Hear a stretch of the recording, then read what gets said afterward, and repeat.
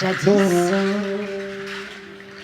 dans la rivière à Prouague, en Guyane, vivait un poisson de très grande taille.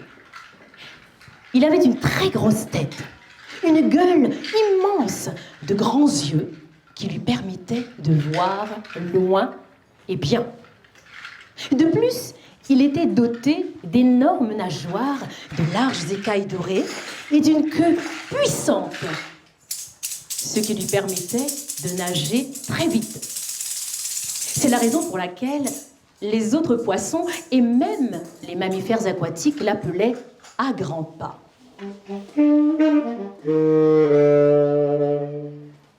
À grands pas était d'une voracité extrême. Il pêchait et gobait tous les poissons qu'il trouvait sur son passage. Parfois, il ne mangeait qu'une partie, l'autre était laissé à l'abandon. Aussi, au bout de quelque temps, la population du lieu se raréfia de plus en plus.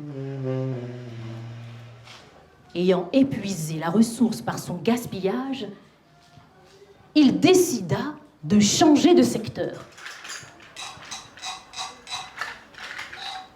Il se rendit dans les savanes noyées de Caux qui se trouvaient à quelques encablures de l'embouchure de la Prouague. Le paysage était d'une exceptionnelle beauté.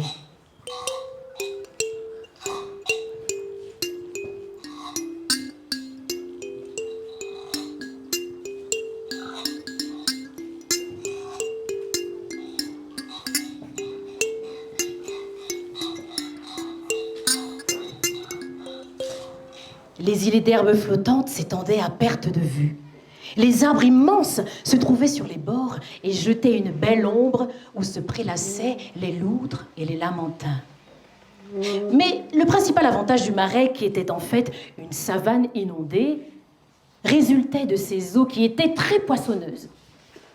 Aussi, notre poisson vorace, à grands pas, commença par ouvrir ses grands yeux de surprise. Il était ébahi. Il n'avait jamais vu une telle quantité de poissons rassemblés en un seul lieu.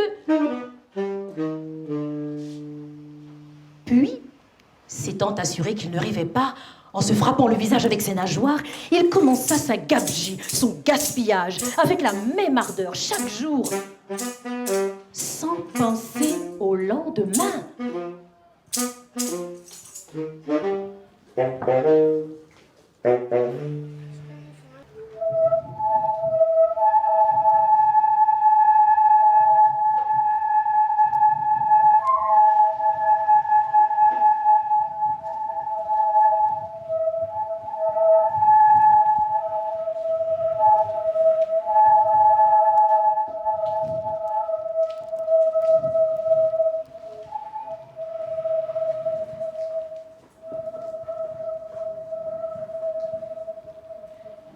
Mais il ne savait pas que les savanes de Caux étaient sous la protection bienveillante d'une sirène, Maman Dilo. Cette dernière avait le corps d'une femme, un beau visage aux traits réguliers, de longs cheveux noirs qui lui tombaient dans le dos. À la place des pieds, elle avait une longue queue recouverte d'écailles d'or. À son cou, pendait une longue chaîne faite d'or, de diamants, de rubis, de saphirs et d'émeraudes. De plus, Maman Dilo détenait des pouvoirs magiques dont elle seule avait le secret. Elle régnait sur un monde sous-marin où elle avait son château avec ses gardes et ses serviteurs. Les Aninga, dits oiseaux serpents, en raison de leurs longs coups qui se déforment quand ils volent, étaient chargés de la surveillance des savanes. Ils étaient souvent perchés sur les plus hautes branches des palétuviers environnants. Ils constatèrent les dégâts causés chaque matin par à grands pas du fait de sa voracité. Un jour, ils allèrent aviser Maman Dilo de ses méfaits.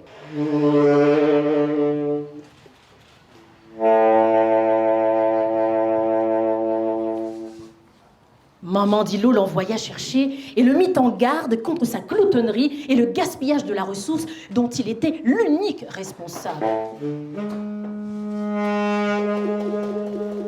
À grands pas, promit de s'amender et ne plus procéder de la sorte afin de préserver l'équilibre du Marais.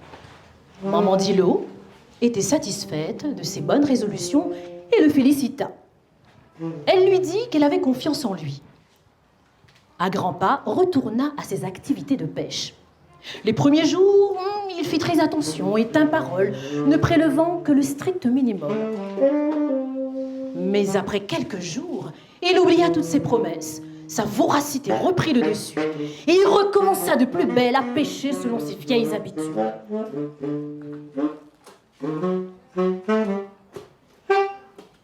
Bientôt, le poisson vint à manquer.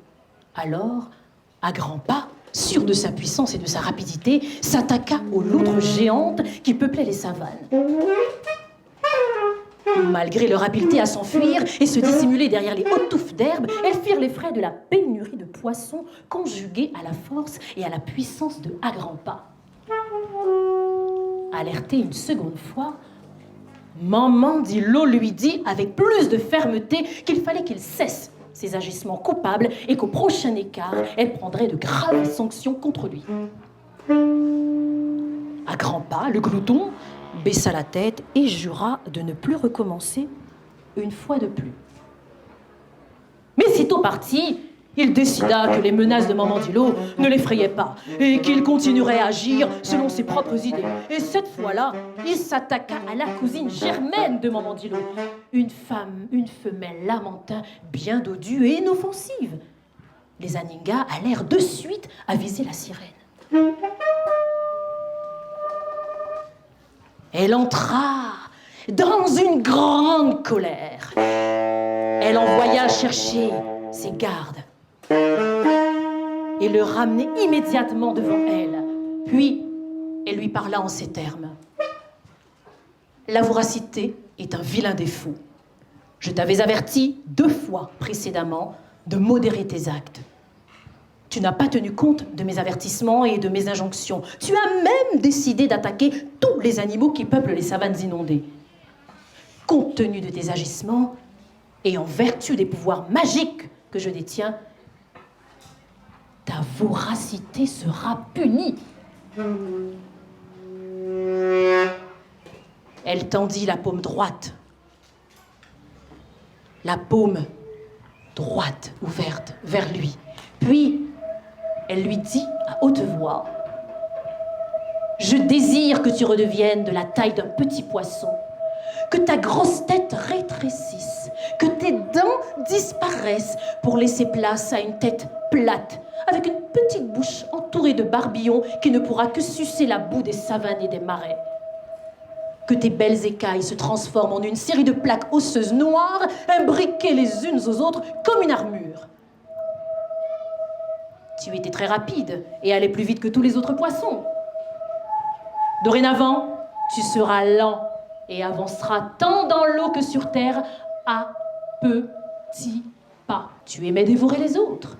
Alors ta chair sera succulente et tu seras un mets recherché. » Tandis que Mamandilo prononçait ces paroles, notre grand poisson à grands pas se transformait en un petit poisson à petits pas, à petits pas. J'étais cachée pour suivre tous ces événements quand un Aninga m'a découvert. Il m'a donné un coup de bec tellement puissant que j'ai fait un énorme bond et je me suis retrouvée parmi vous pour vous raconter cette histoire.